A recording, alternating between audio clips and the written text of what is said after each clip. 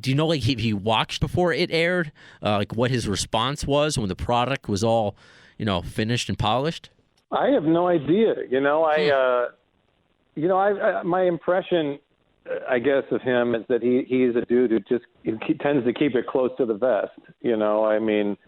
He strikes me, and this is just my opinion. I have no inside knowledge, but and it's probably the opinions of, I think, a lot of you and your fans. Like, he's just a dude who's very all about the music, and doesn't really, he put it out there, and whatever the response is sort of the response. I mean, I think he's probably, I would hope that he's happy with how it turned out. I know that he had his own guy mix the vocals. I know that was a big thing for him. I think he just wanted his own personal dude to mix the vocal section. Sure. So that when he sent it, so when the track was completely remixed, he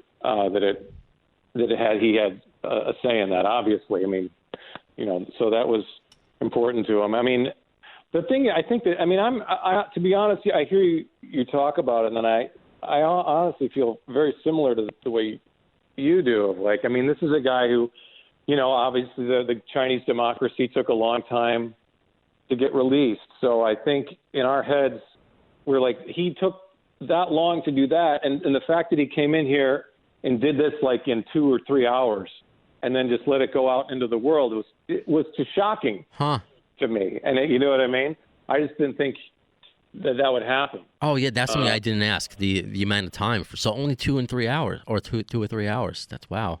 Yeah, I think he was 8. It was about 3 hours, and to what Kevin was talking about earlier about someone who's really good at what they do. I mean, you see it. He was just able to kind of like Kevin was saying. We've been saying this the whole time. He listened to it for 5 minutes and then delivered like an amazing performance. Like he wrote this. It's almost like he wrote it or been singing it for years. And I think that's just because he's a pro.